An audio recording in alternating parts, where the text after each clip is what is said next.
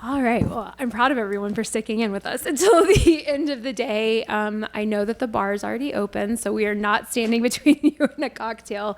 Feel free to grab one if you need to get one.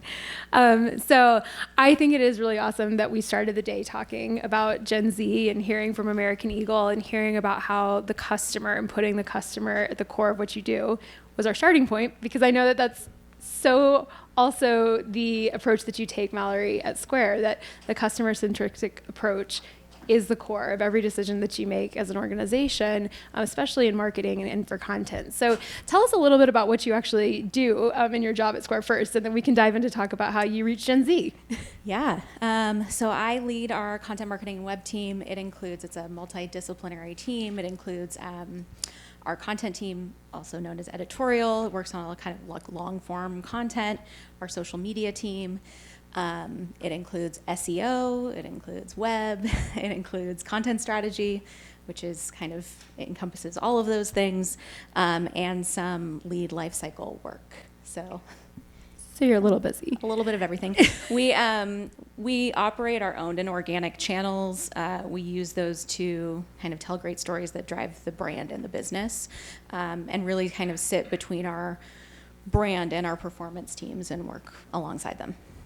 I think it's interesting that you do sit between your brand and your performance teams, because you're telling me that when you first started at Square, you were kind of the small but mighty in-house editorial team that was very lower funnel focused, but that more and more as your team has grown, you're really across the funnel. So tell us about that customer journey and how it's having to change as you're reaching Gen Z. Yeah, so I've been at Square for 6 years. I started as the only person there doing editorial full time. And now we're about a team of 40. When we started, our goals were very, very acquisition focused, and over time that's shifted to be completely full funnel. So we do, obviously content and social play great at the top of the funnel in terms of brand awareness and brand building. They play great at the bottom in terms of like driving people, acquisition for people who already know they want the product. I think they actually do some of their best work in the middle, at the consideration phase. It's like a place where content has a very unique purpose and can provide a lot of value. So I think for us, the customer journey at Square is really interesting. It's an interesting challenge for a marketer because we serve business owners of all sizes. Like, you have a side hustle, you can come buy a product at the Square. You're a major company that works globally, like Blue Bottle, or you're SoFi Stadium and you're hosting the Olympics, like you can work with Square. Which means there are any number of customer journeys that can exist. It's not one. Some people are self-onboard, some people go to sales. So you have to be really understanding of the audiences you want to focus on. I think this is where content becomes so critical, and content marketing is, if you have a really great understanding of your audience, or audiences, for us, it's many audiences, and you really invest in the strategy. What's the message they need to see? What's the format it's best consumed in? What channels drive that? And like, what business goals are you getting from that? You can start to be kind of very creative and efficient with your content, and make sure that it's, a single piece can be used at multiple points in the funnel for different audiences, no matter how they're coming in, kind of choosing their own adventure as they go. Well, and I know that you've worked on a lot of initiatives, especially when the pandemic was really disruptive for business owners of any size, be it someone with a side hustle or large venues. And how have some of the recent initiatives and the evolution of the types of content formats that you're producing, what are some of the things that you've done that you're really proud of? And then also, what have you started doing specifically to reach Gen Z as a customer? Yeah. Well, like I said, I've been at Square for like almost half the life of its company. So I've gotten to do a lot of firsts when it comes to content marketing, like first magazine, first podcast, which is all really exciting. I think, over the past, we're relaunching our content hub next week. Like, that's a major initiative for anyone who's ever migrated a website. You know how painful that can be. So that's happening next week. There's all these great things that we've done. I think our focus on Gen Z in particular, for me, has been really rewarding over the past couple of years, actually. We started I'll say my team started thinking about this during the pandemic. It was a really interesting moment for Square as a business because we really just focused on one thing, which is like, how can we help business owners stay open to sell when people aren't going into, restaurants or shops or taking appointments anymore? And content became a really big part of that. The problem being that previously we had kind of been that kind of thought leader. We were providing information to people, and things were changing so rapidly we didn't really understand what information we could provide. So we really pivoted during the pandemic, and this is actually why we launched our first podcast, is like give megaphone to the sellers, the business owners who do know what's happening and what's working in real time, and let them share their stories with each other. We found that was incredibly impactful and engaging, and across all kinds of audiences. And the more we kind of got into that and started thinking about multimedia, the more I started thinking about Gen Z, because they were very young at the time. They still are very young, but they were getting to the point where they could be starting businesses. And any data you read about Gen Z, they say, like, I forget the numbers, usually between 45 and 60% of them say they want to be an entrepreneur or start a business at some point. We just did a study called The Future of Commerce, and like 78% say that it's like easier than ever to start a business. It's something they're interested in. That it's actually kind of on par with millennials, but far exceeds the other generations. So some of the work that I'm just like most proud of, we invested a lot in video over the past couple of years, really strategically, not like masses of video, but we started experimenting with different kinds of video series. We did one called Career Day, where we worked with some Gen Z influencers to go talk with Gen Z business owners who are really successful and do education around that. We have a series called Only In that's across our social channels, where we go into different communities around the country and talk to them about the role of their business in their community. So like in Austin, it was all LGBTQ plus businesses. In Denver, we looked at Latinx businesses. We've done a few more since then. We have running right now in Dearborn, Michigan, with Muslim business owners. So we've done that. We started a web series called You Two Should Meet, that's basically like blind dating for business owners. Because something we know for business owners generally, like they really value connection with other people doing what they do. That's also very similar for Gen Z. Like they want to hear from other people doing what they do, not from a big brand telling them what they should do.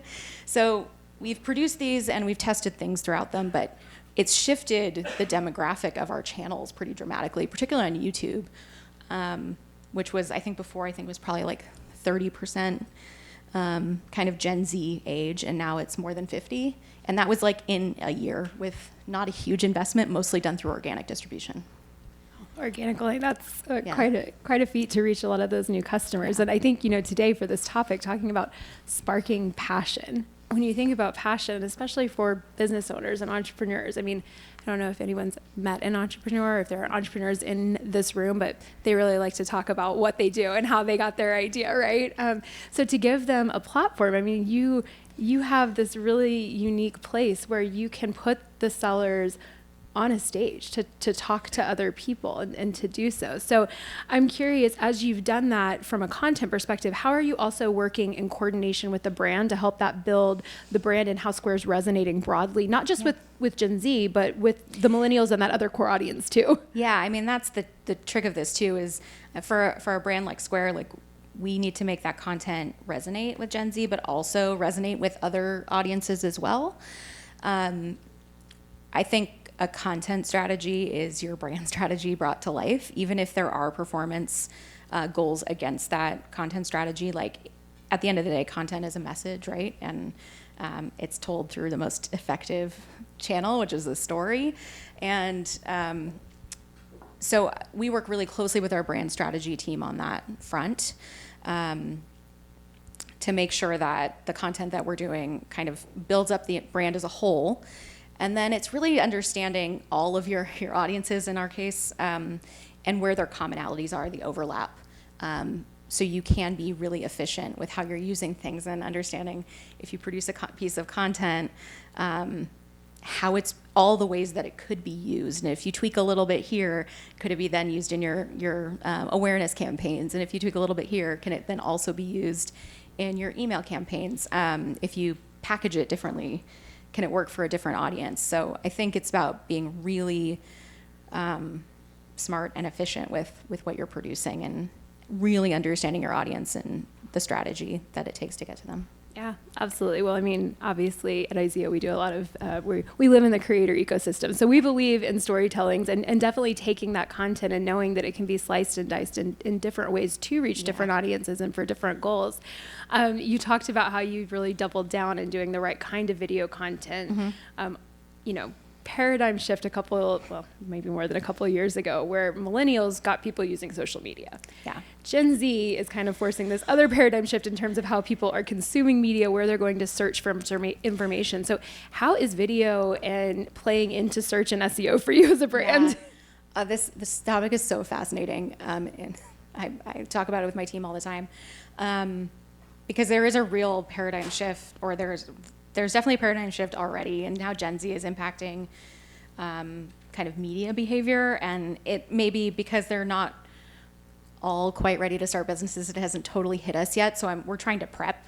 Actually, last week we made the decision we have an SEO team. They're no longer called the SEO team. They're called Organic Discovery, because organic search isn't the only place we need to be understanding how to use algorithms and optimize for them. In particular, like Gen Z, they know there are people like me and my team who understand how to optimize search algorithms. And so they're naturally a bit wary of organic search, and they go to other places like YouTube and TikTok to find the kind of information that other people like myself just go to Google for. That's not to say they've abandoned it completely, but we have to kind of diversify the media channels that we're spending our time on in terms of organic. So we're investing a lot in not only producing content for those social channels, but making sure that we understand how they work kind of technically, so we can pick up on those pieces in the algorithm and make better choices. And I think that's just like one of the ways that they're changing things, but I think it's a pretty major one, particularly if you're a content marketer. Like, search has changed a ton anyway. Your SERP page looks completely different today than it did even like 2 years ago. And then you have like AI coming into this and changing the way people produce, web content generally. I think, making sure that you're ahead of that and thinking about other channels is really, really critical. Okay, you brought it up, so I have to ask, is your team testing with ChatGPT or GPT-4 in any way right now for content production? Internally is kind of TBD, but so we have a global content planning process, and at the moment I'm sitting in as editor-in-chief of that. I don't always. But we actually had a really fascinating discussion with our content teams globally about how critical ChatGPT is for business owners and how interesting it is, but how there needs to be a very nuanced conversation about it, because there are really amazing things that it can do, and then there are spaces where you really still need humans to touch that work. And so it's still an ongoing discussion, but a very hot discussion for us. Yeah, absolutely. I went down a rabbit hole on TikTok the other day of people at fast food drive-ins with AI taking their orders. Let's just say some people got what they ordered, some didn't. So you're right. Still need a little human interaction there. So you've talked about how you're diversifying the content formats and where you're showing up for customers. But I think when we're talking about Gen Z, it goes without saying that diversity, inclusivity are incredibly important. And for you at Square, when you're talking about those sellers, they have a lot of different types of businesses, different business challenges. So it's even more important that that's personalized. My question is, knowing that Gen Z especially does know that there's marketers like you out there, how do you pass the bullshit meter of finding the right stories that are authentic versus you capitalizing on somebody's story to benefit as a brand? For sure. They are, because they're all kind of, many of them consider themselves creators. They know these channels. They're kind of marketers themselves. They know how to build personal brand. And so there is that bullshit meter there's a lot less tolerance. I think, I'm lucky having walked into Square where there was already this kind of philosophy that our sellers, which is what we call our customers, would be the backbone of our marketing, and we would let them speak for the value of what the product provides. And so we have like a heritage of that to fall back on. That's not, you know, when we produce a video series about, you know, again, the only in our, you know, LGBTQ plus sellers in Austin, that feels very in line with what we've been putting out for years. And so I think for us that really helps, where we've been really aware of diversity of the sellers that we're showing in our work because they have spoken to us for so long. I know when I first got there, you know, we're a tech brand based in San Francisco. From day one, I had a lot of people talking to me about like making sure that we are casting across the country when we look for sellers, not just in major metros. Like, let's find people in smaller towns too. Like, we have to find people of different ages, of different ethnic backgrounds, from different countries, and making sure that there's that diversity in the stories we tell every day. And we are everyday publishers on my team, right? Like, we're in the grind, publishing daily on the web, publishing multiple times a day on social. And so there's plenty of spaces to tell those stories. And so it's just been something so core to our strategy from day one. Yeah, absolutely. I mean, we see that all the time, and I love when brands understand that sometimes it's not actually about, maybe if you're using influencers, right, for a campaign, it's not just about the following. It's about, I kind of see it as like a niching of influencers. It's really getting to the right stories that are going to resonate and being able to represent those stories across a lot of different faces. Yeah. Yeah, I agree. I mean, we've talked a long time at Square about influencers, and there's like capital I influencers who are like the people who do this professionally. And then there's just, you know, influencers with the lowercase I. And we have for a long time, like I said, used our sellers in that way and found people who have great stories, feel really passionately about the brand, who are influential in their own communities, to kind of help us spread the word about what we do. And I do think there's a lot of authenticity in that. We're not always picking people because they have huge followings. Sometimes they just have an incredible story or information or learnings to share, and we want to make sure that's visible too. And I think for, you know, a generation like Gen Z, like, that's really important. They're an incredibly diverse generation, and they just have a different understanding of the world and the challenges that people face. So I think highlighting that, you know, speaks to them in that way, in that authentic way. Yeah, I love that. We've heard from other brands throughout the day. I know that they've talked about, be it their store associates, the ones that are being able to accurately represent kind of the finger on the pulse of the trend of what matters to their customer, or in your case, it really is those sellers, the people that are using your end product, and highlighting those customer stories is so critical. Okay, so I know we're wrapping up. We will keep you guys here not much longer, but I do have to ask, since we get to close out the sessions today, for the marketers in the room that are thinking, I'm going to get back, I'm going to get with my teams, we're going to make sure that we're hitting on Gen Z the right way. What are some things that brands should start, stop, and continue doing? Yeah, I think start, stop, and continue. Start, I think having a really integrated approach to your marketing and how you're using your channels for Gen Z content is really important. So it's not just, we've produced this one piece of content, we're distributing it this one place, but like, how do you make that echo through all of your channels? I think that's your start. Stop, I think it's, it's kind of what I just said, is like making a piece of content for one place. Like, one of my kind of pet peeves as a content marketer is when people talk about SEO content. Like, it's not really the thing. Content can be used as a tool to optimize search engines, but content by itself is also an incredibly powerful tool to use across the funnel, and it needs to be reflective of your brand, and it needs to be distributed across multiple channels for the most part. Sometimes you can't do that. So I think, again, it's doing the single asset for the single channel. And then continue is just like being super agile and nimble. You have to test. I mean, we know this, a channel like TikTok, right? It has a content graph. And so any number of things can stick. And so really getting out there and testing and seeing what works, and evolving that continuously, probably in real time, is what people need to be doing. Absolutely. Well, thank you so much. Also, if job postings start popping up of organic discovery teams, we're going to give you all the credit. This is not just SEO content, it's organic discovery content. All right. Well, I think we have time for a couple questions. Yeah, definitely. Who has questions?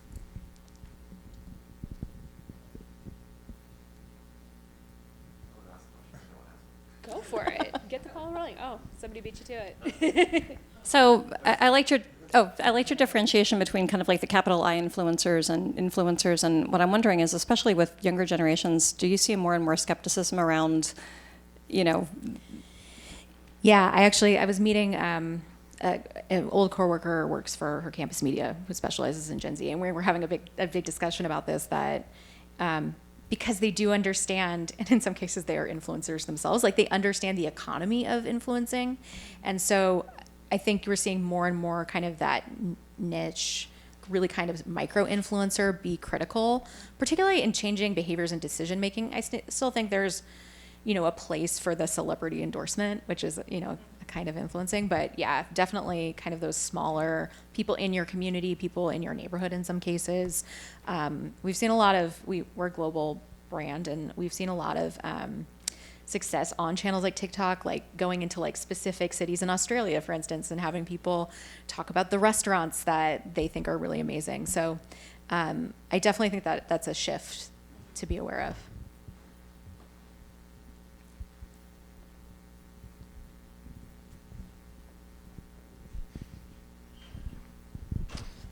Because you're so content focused, I was curious about this. So my girlfriend owns 2 Pilates studios. We both work in the advertising space, right? So we're always amazed at how bad B2B marketing is, right? On a small business standpoint, right? Most small business owners are not technologists. They're not marketers. They have no idea what you're telling them, except they have an idea for a business they believe they're running well. So I'm just curious, for someone like Square, you mentioned it before, you've got the largest of companies, and you have millions, at least hundreds of thousands, right, of small companies. How do you market to the everyday person who doesn't know the intricacies that everyone in the room currently knows? Yeah, that's such a good question. I actually think Square is interesting. I have a B2B background. I've worked in some B2C. This is kind of a blend of the two, because in many cases, you're talking to the founder, owner who is themselves in that consumer mindset. And I think even with some of the bigger companies, we found that like talking to them like a consumer does help, and pulling in tactics that like maybe more consumer forward, particularly over our history. Like if you were to go on our YouTube page, we have a history of making some very beautiful films that are definitely more kind of on the consumer side, that actually really helps. So I think kind of not thinking about what's B2B marketing, what's B2C marketing, and trying to find the thing that connects with that audience specifically, is what's been really helpful for us, is to not like box ourselves in too much with those audiences, particularly when it comes to content, because like we just launched this Future of Commerce report. That's kind of a very traditional B2B tactic, right? We do a research study, we put together a report, parts of it are gated, all of that. But we've also broken that down into formats for social, and we did a live stream with Guy Raz, and like we found these other formats that are maybe more B2C friendly. So I think it's really that for me, is not boxing our team into those formats and tactics.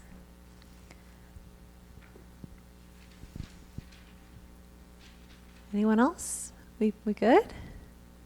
All right. So Mallory and Addi, thank you so much. Woo!